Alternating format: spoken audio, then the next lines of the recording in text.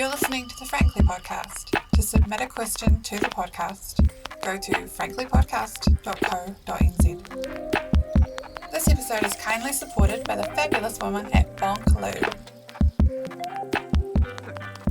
I'm Jen, and I was diagnosed with bipolar disorder when I was 19 years old and have had a generalized anxiety disorder since I was a little kid. I've lost friends, jobs, and opportunities because of the stigma attached to that mental illness, but I still choose to share it with you because my diagnosis is not my whole identity, and the way to combat discrimination is to normalize and educate people. And you are. Kia ora. My name is Chlöe Swarbrick. I nowadays am the MP for Auckland Central. I'm a Green Member of Parliament, and this is my second term. I am 27 years old. I use the pronoun she, her. I was a high school dropout technically and was diagnosed with depression several years ago, which is something that I now, with the privilege of my position, have the opportunity to work through with a therapist, which has been massively beneficial. That's fantastic. Yeah, no, I started getting treated at 19 and got on it super early, but only because I kind of had to, because I couldn't leave the house and I was going to uni, and I just found myself not being able to leave the house.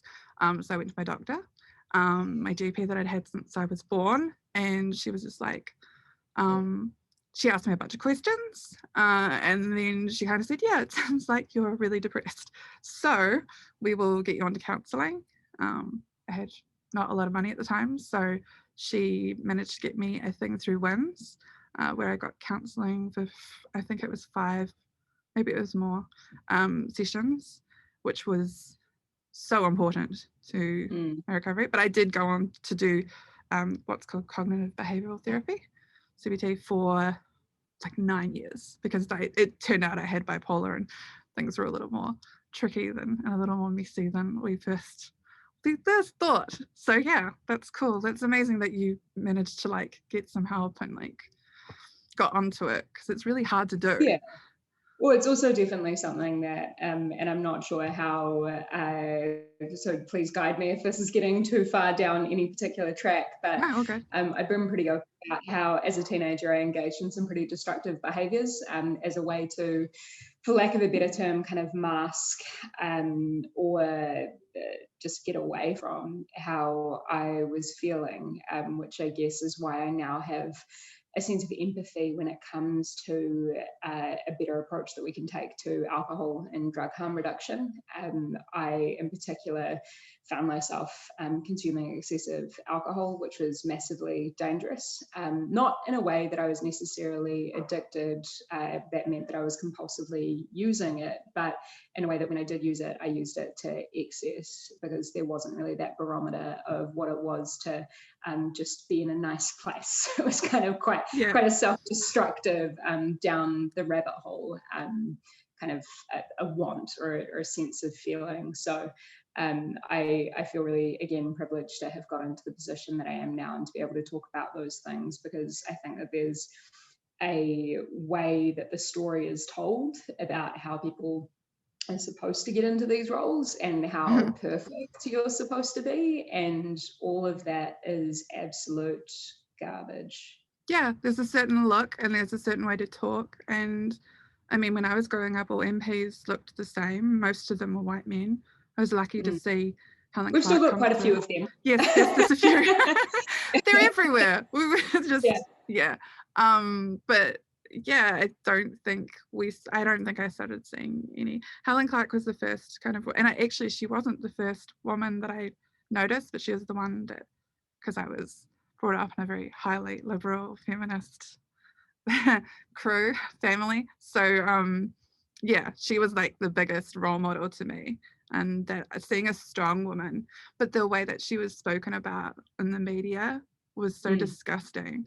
And I'm really glad that my mother used to tell me that. She used to kind of mirror it and say, critique it essentially, and just say, this is not being, the male MPs are not being spoken about in this way.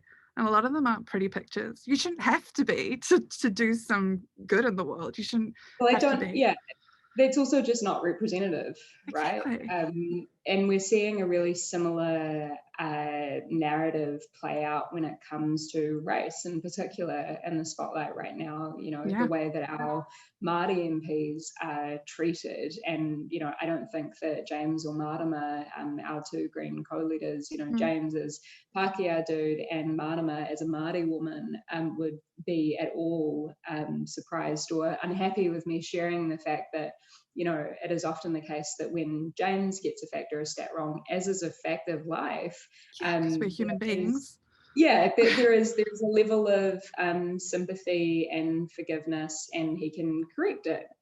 When Marama gets a fact or a stat wrong, there is then almost this like hounding process of she doesn't know what she's talking about, in the sense that there's a need to undermine her in the mainstream kind of stories that end up playing out. And I just am constantly reminded that it feels as though when you don't necessarily occupy the demographics or the characteristics that the way that that stereotype of somebody in this role is supposed to look, then you're held to higher standards. You have to prove yourself in a way that other people who are assumed to be fit for this role do not, because of how Yeah. they look.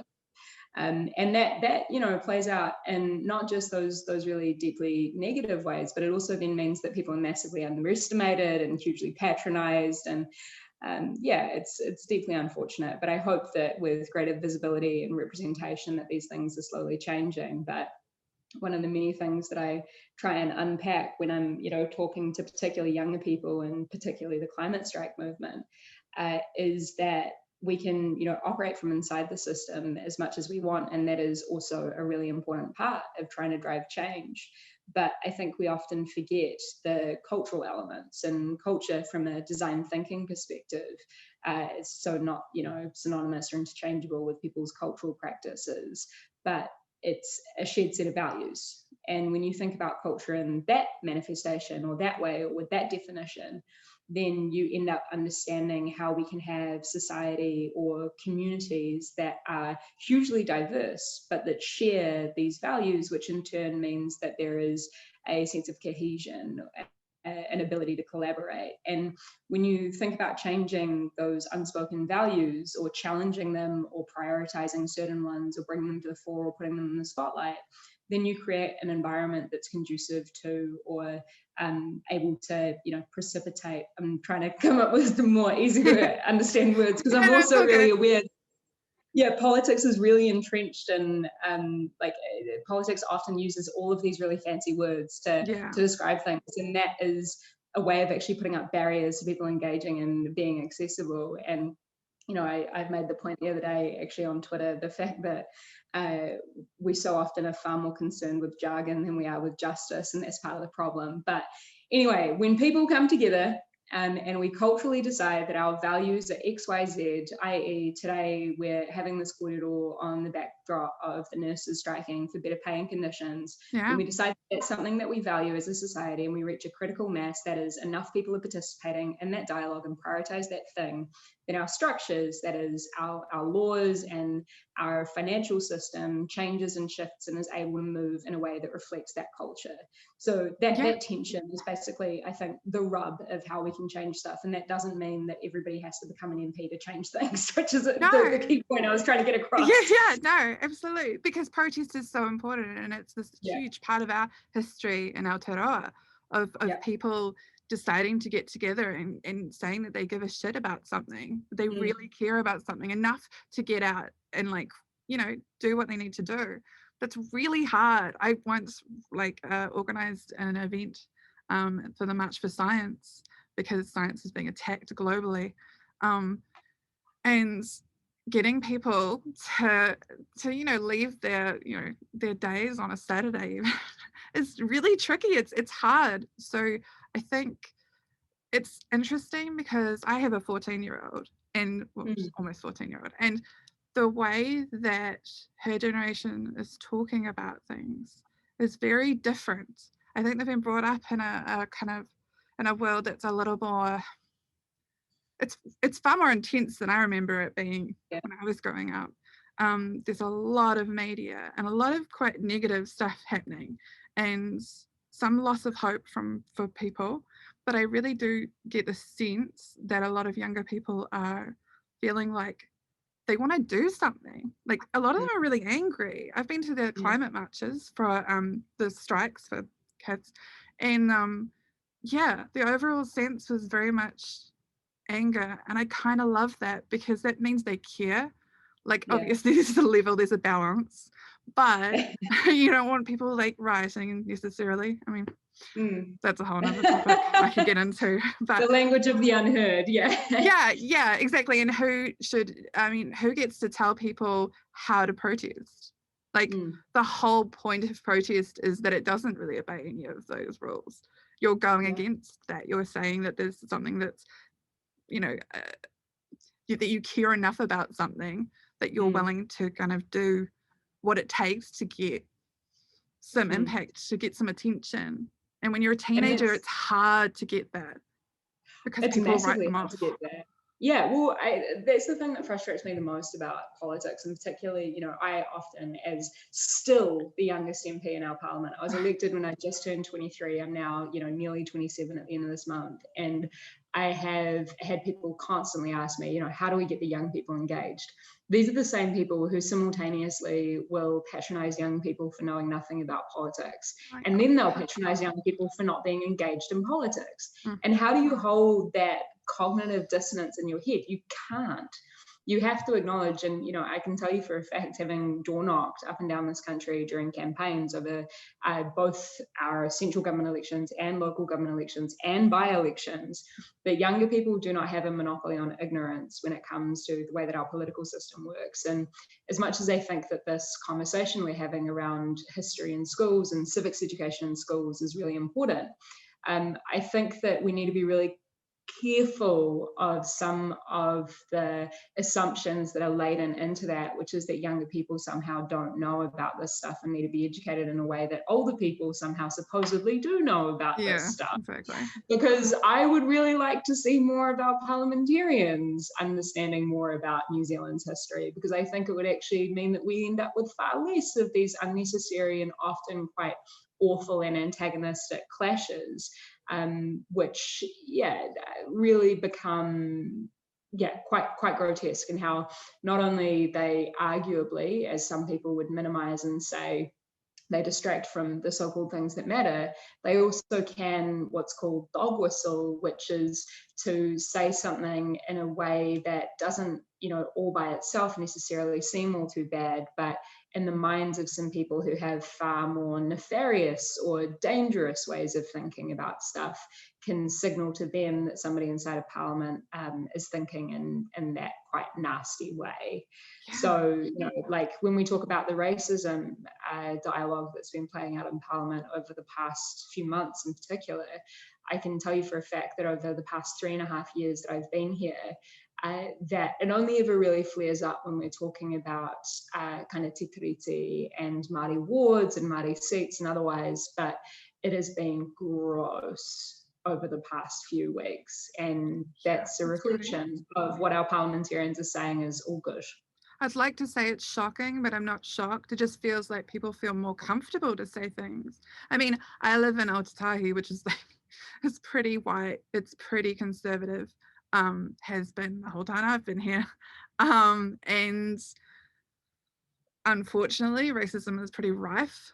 And I do get the sense that there's a lot of people who now feel more comfortable, and whether that's coming from, Trump, the Trump administration, and I mean, not that it started with him, he's not the whole problem, but whether it started with, all of that rhetoric that was coming through, and it definitely affects us more now because we're so much more globalized. But you were talking about before that, that older people aren't necessarily any, less ignorant than young people would be.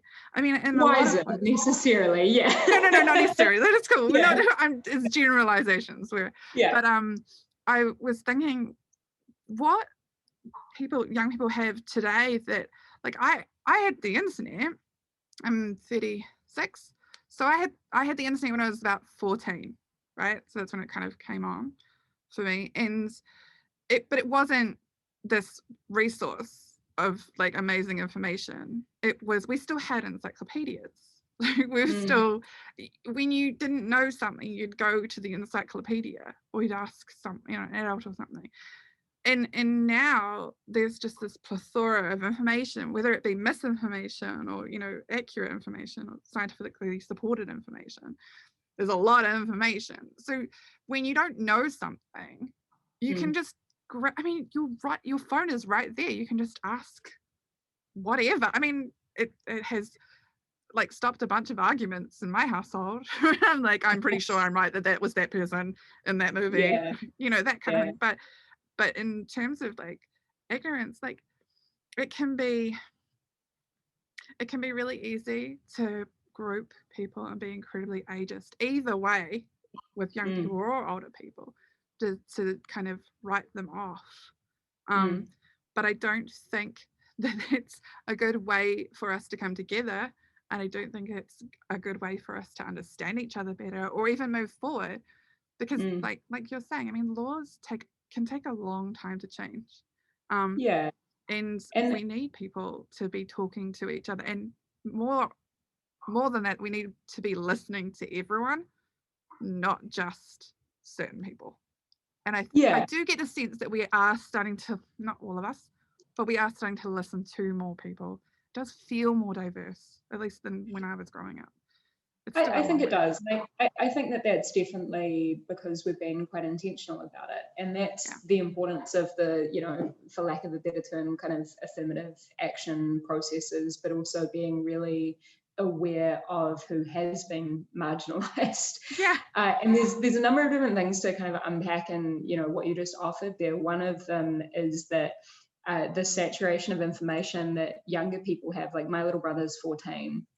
And, I think about how for him, like TikTok is a thing, and just being able to, as you say, Google anything to end an argument. But the thing about, ending an argument via Google is almost always about, can you identify a fact? And that's quite a different point than can you identify a perspective?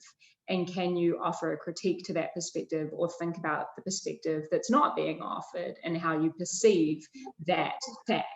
So this is where we move from a way of thinking about history, for example, of what are, the things that we identify as important to teach, because a million things happen every single day. But of course, it is the case that we tell certain parts of, particularly if you're thinking about conflict, what certain people were engaged in that conflict, and then how that conflict played out, what parts we do tell, and we decide to, what other parts we decide to sanitize and take out of that. And then the kind of narrative that we build around it for sake of telling a story and making it somewhat interesting so that people will retain that information. And that's where we start to unpack, I think, some of those biases. And that's where it is really important that, when you walk around a place like, for example, our parliament, the people who we have on our walls are representative of, one arc of history, that is the colonial arc of history. But, the people who are represented on these walls were evidently celebrated by virtue of that arc and that perspective of history. But if you talk to other people who are around or have, had their history passed down to them, particularly tanga whenua, it's the case that some of the people who are celebrated on these walls aren't these perfect, amazing heroes that they're sometimes portrayed as. And I think that that's the important stuff that we begin to unpack, particularly when we're talking about, understanding different perspectives and how we can move forward. Because you talk about, you're referring to how protest is a really important kind of piece of our history in this country for driving things forward. I also think that it's a really important part of our present, and it's probably going to be really important in the future as well. Because protest is a way of facilitating, people's push against a system that isn't working for them. And if you, again, look at all of the different perspectives and critiques and the flow of history, it's the case that there's this constant tension playing out basically in power and in relationships. And that's how I prefer to view politics, because we think of politics as something that, happens over there by people in suits who are arguing at each other in this wood-paneled chamber. but politics actually, plays out in our day-to-day lives. It's not just political parties, it's not just parliament, it's not even just local government. It's how much your boss is paying you for your job. Exactly. It is your rules at your school about the uniform that you're allowed to wear. It is whether your sidewalk is run down. It's whether you have affordable public transport in your neighborhood. It's all of those things that are to do with the rules that we accept and the rules that we want to push back against. Yeah, and that's something that I'm glad I was taught, but I haven't come across a whole heap of people who understood that. I've heard a lot of people talk about politics and say, oh, I don't talk politics. We don't talk about politics, meaning they don't want to argue. My family argued all the time. Yeah. It's great. I enjoyed it, but yeah, not everyone would. But yeah, the idea that politics isn't part of our life and that we should ignore, that you don't talk about religion or politics is the kind of old-fashioned kind of side of things. But yeah, like you said, politics is our lives. Like well, at least it affects our lives. And really, most people don't get into it or interested in it until they are directly shown that it's affecting their life. If you're on a benefit and it's getting cut because a certain administration has gone into government, or a party has taken more power than another party, and they're pulling things through, the change is real. It does have an everyday effect on everyone, and it's going. And even though a teenager can't vote until they're 18, it doesn't mean that politics aren't affecting them. And actually, the climate change.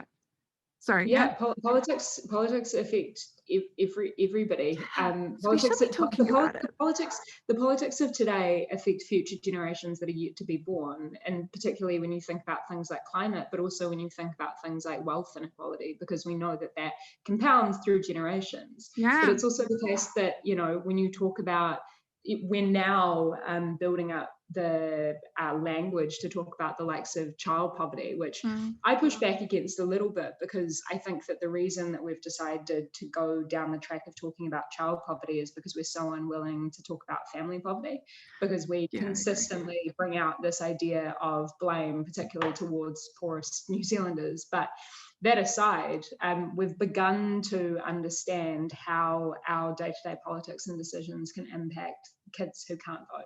Yeah. So that as a lens is thankfully finally one of the things that we're now considering as we pass legislation. There has to be a kind of critique or an evaluation laid over decisions about how this is going to impact kids of today. Yeah, absolutely. I mean, and further on from that, they are focusing on child poverty, because I think people are more empathetic towards the idea of a child being a victim versus I think a lot of people have the narrative or the storyline in their head that adults make decisions and that your decisions have. But I think that viewpoint comes from entitlement. It comes from privilege. Often white privilege, because the idea that you don't understand someone else's experience of life may be completely different to yours because of how you grew up, from complete luck, is just not, it is just not understanding that. And I think the more that we start to talk about that would be wonderful. And I think in even the broader conversation about mental health, that way of thinking or that story or narrative is starting to fall apart as well, because it just doesn't hold water. If you look at the mental health and addiction inquiry that the government commissioned in the last term of parliament, so it was released about a year ago, it says basically everybody is born with genes in them that can predispose, that is, make them more or less likely towards manifesting, that is, showing a mental ill health kind of situation in their life. But your environment and different environmental variables, things like poverty, things like, a sense of connection to your family and to your broader community, a sense of security, a sense of belief in yourself and in your future, and meaning and contribution, and all of those things can either turn up or turn down the dial on whether this mental ill health shows itself or doesn't. Yeah, And, whether it gets triggered or you not. know, and it's the thing that environmental, the understanding of those environmental factors are what are known in other areas of policy as basically public health. Mm. And we see that now starting to play out in the way that we are talking about how, certain people are more or less likely to manifest or, showcase, or as a result of their environmental factors, end up with the likes of diabetes or cancers or any number of other ailments. Yeah. And we can actually figure out ways to help support people so that they don't have to be forced into making really hard choices. Because sure, you can argue that people have the choice to do X or do Y, but when it's the case that you don't actually have all too much room to move in there, or you're exhausted from working an 80-hour week for minimum wage to support your whānau, it doesn't really feel like a choice anymore to go get fast food, because that's all you can afford and that's all the time you've got.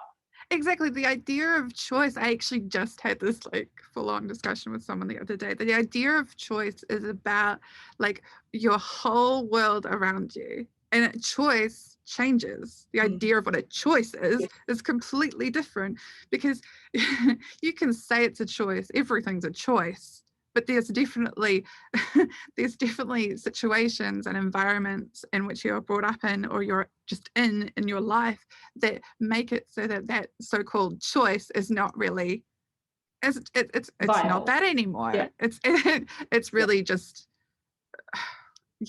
I find it very frustrating when I hear people talking about, well, it was their choice. You should come sit in Parliament for a bit and just hear people yelling about how poverty isn't real and there's a poverty. I know. No, you know what?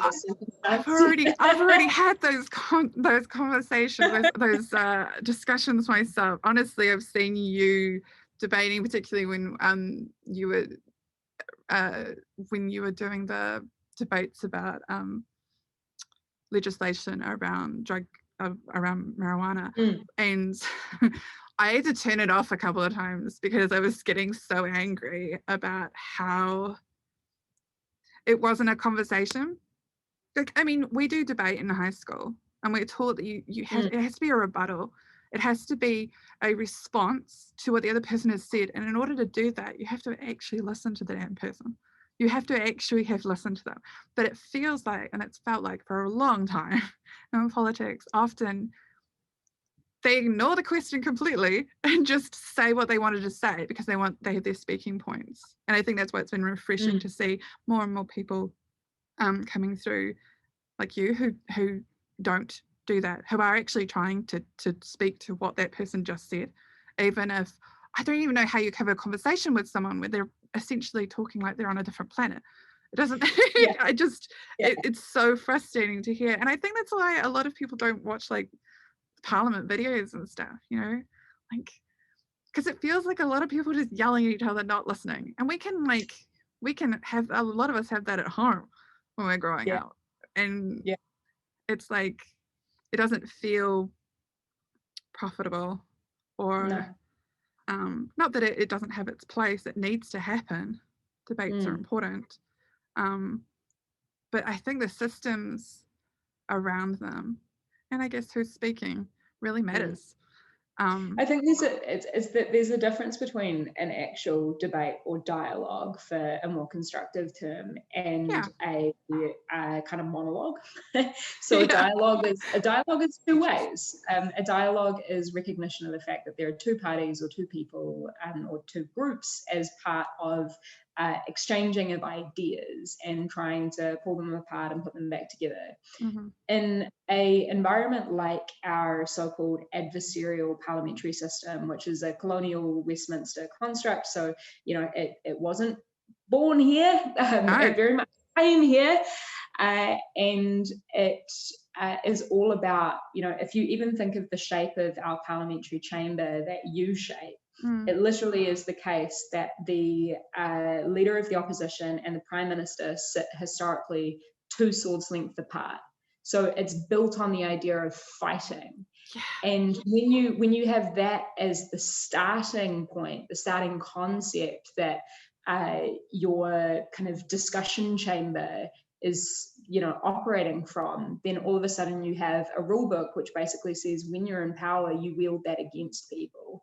And you're not going to engage with others because it's the show of might and the show of force, which is why I think, and thinking about how this culture has evolved to get to where it is today with the saturation of media that you're talking about, and particularly the high metabolic turnover, just how much news is always being produced, and how there's this weird interest in all of these politicians' personal lives, and there's this kind of faux celebritization as well, and how that kind of becomes quite grotty, because I find it really problematic when politicians are put on pedestals, because in the same way that I was talking about history, everybody is capable of making really daft mistakes. Yeah, of course. And it's also the case that you don't know everything about all of politicians' views or whatever else. So we can celebrate the fact that we're all moving together, but also often a politician is only ever able to try and do this thing because of the work of people who came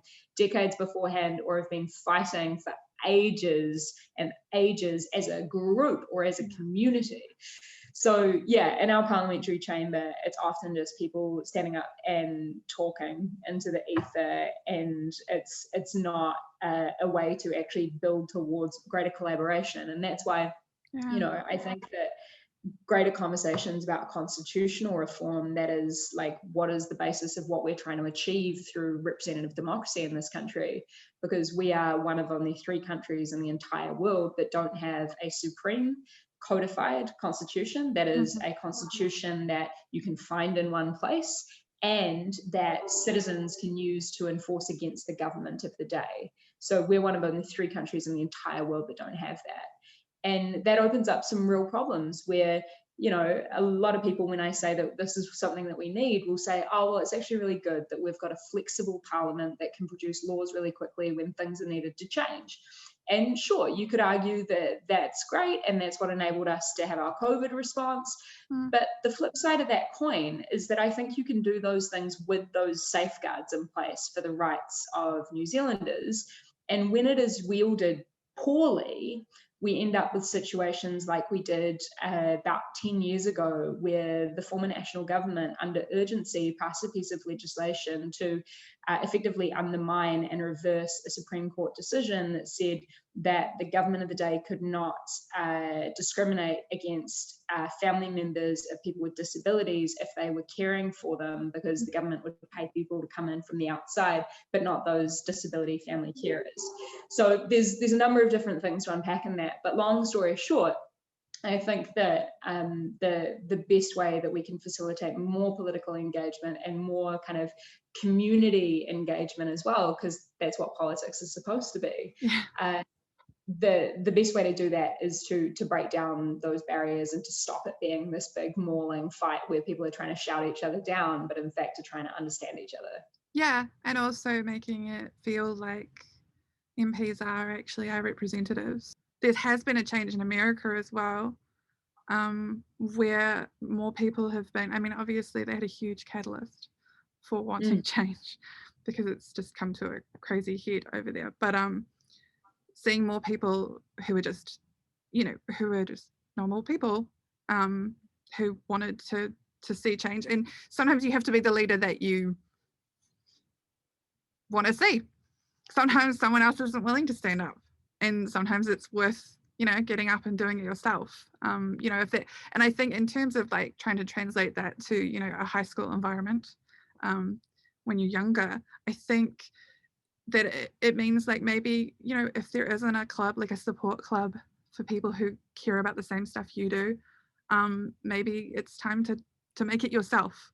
And be, and it's really scary. I totally understand how scary it is, because it's scary doing a podcast when you're like by yourself and doing it all yourself, and you're aware that you're going to get backlash. But starting something, and you might find other people, you're more likely than not, I think, to find other people, even in other schools, who might care about those things too. How do you know if it's puppy love or real love?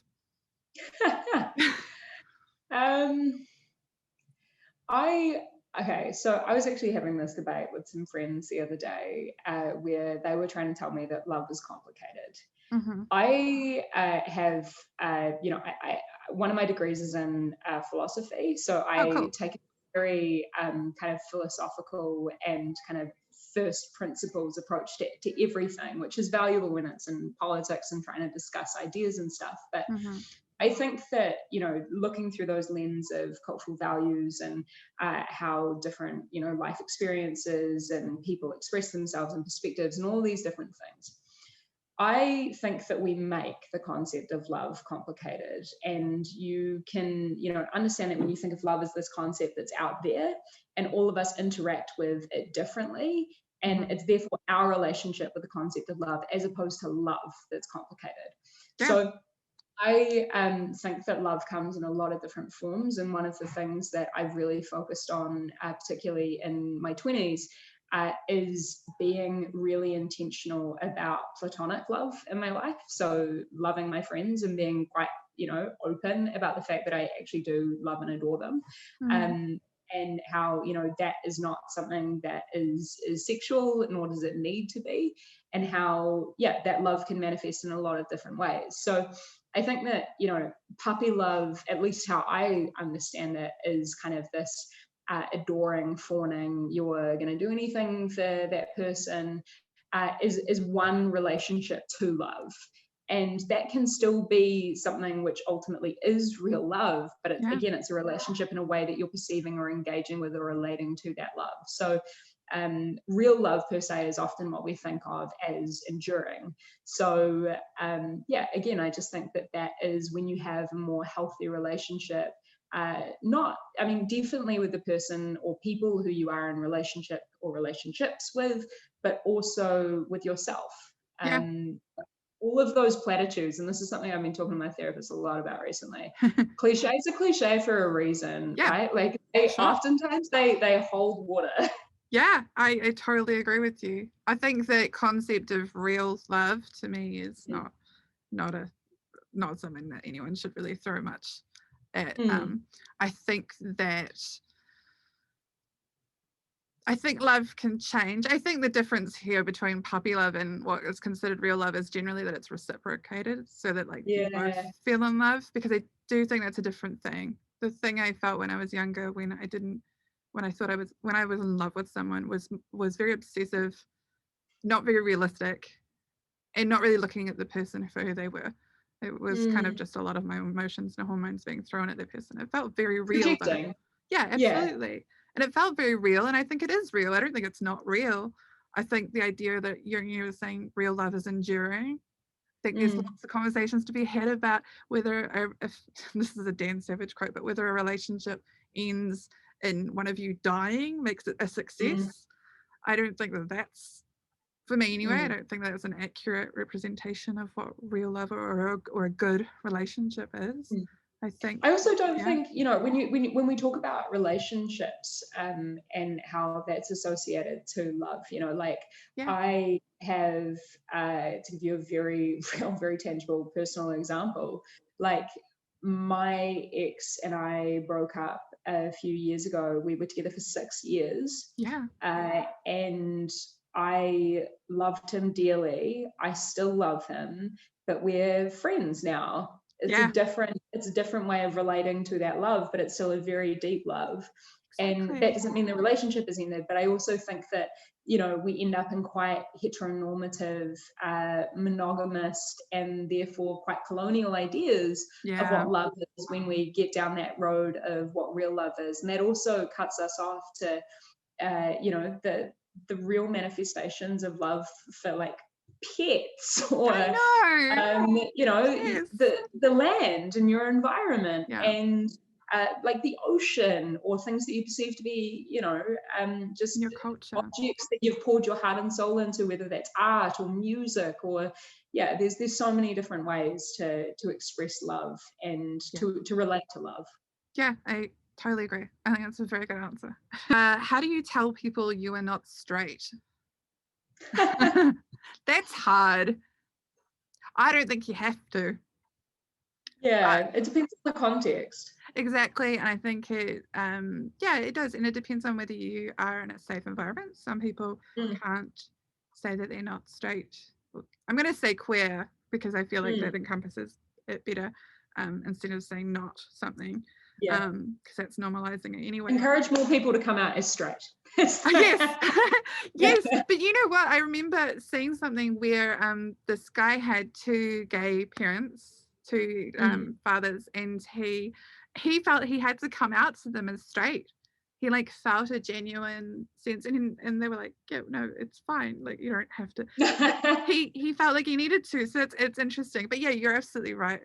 I mean, I came out as bi because of reading a thing about how it's important, even if you pass as straight, to come out. That it's really important because it changes people's perceptions of how people are, and that they're not just one thing, and that it's fluid. And I think that's becoming more and more of a thing where people are starting to understand that sexuality isn't necessarily I'm this or this my entire life. It can change. How you feel about people will change. You might just fall in love with someone and it happens that they're the same sex as you. Like it's not, you don't have to make a decision. Like I'm a vegan, and like people seem to feel like there's this need to kind of say that I've made a decision and it's a commitment and there's no way I would ever be allowed to eat meat again. Well, actually, it's my decision. I made it, so I can unmake it. I can make any decision I'd like. This is my life. So it's the same thing with the love stuff. There's so many rules that we're told about and how we're supposed to like live our lives, and it's total bullshit. It's not true, and it took me far too long to realize. So that's my answer to that. But yeah. I mean, I definitely I struggled because, you know, I think that nobody is defined by one element of who they are, but we definitely can really love certain parts of who we are more than others, and that's also totally fine and valid. I, you know, have been in love with men and been in love with women. I think I could be in love with any given person dependent on whatever attributes they had, and, you know, again, like I love all of my friends as well. So my approach to it was being really conscious of, particularly as somebody who has a public profile, you know, and being really open about my past with regard to mental ill health and a few other things. It felt like my life was this platter from which I could be completely oversimplified as a character with, if people decided to pick up any one of those demographic points or experiences to extrapolate or completely pigeonhole me. So I, for a very long time, was just kind of like, no one needs to necessarily know about my sexuality, but and nobody asked when I was with a dude, but you know, a few months into dating a woman, I was asked by a journalist, and it was on the front page of the paper. And like I had always, I'd always kind of taken this approach that I'm never going to apologize, and I'm always going to be upfront when somebody asks. But it's just kind of it just is. And I had a conversation with a member of parliament in the UK, actually she's from Scotland, but you know, there's a lot of historical stuff playing out there for the SNP Maori, who had a really similar situation play out for her. And I was asking for some advice because we're actually both also the same age, and she was just like, you know, don't have to come out the closet if you've never been in it, just exist, basically. So that's what I've always tried to do. And when people ask, I'm like, yep. And when people ask from a point of attempting to project some form of discrimination or bias or whatever, it's kind of like, that's with you, buddy. You know, and I guess that's another way of sitting in your power, and that's also the point of pride, you know. So yeah, there's a lot of different ways to do it and to relate to it. Yeah, I agree. I do think that as things are going, I think that the closet was more of a protection for people, because they felt, well, they were in danger. And I don't think that that's necessarily the case for everyone anymore. So I don't think it's going to necessarily exist for anyone anymore. I think, there's no closet if you don't create it. So yeah. Yeah, But and that's also the importance of solidarity moving forward, like course. particularly with other, more marginalized gender identities, making sure that there is that space and continuing to push and normalize that conversation and using our privilege, for lack of a better term, if we are accepted and we do have that love, if not of, our family or our communities or whatever else, we can, have it with each other, and that, again, can be entirely platonic or it cannot, whatever people feel comfortable with and consent to. Agreed. That's an amazing place to fish. Please like and subscribe to this video if you'd like to be notified when a new episode goes live.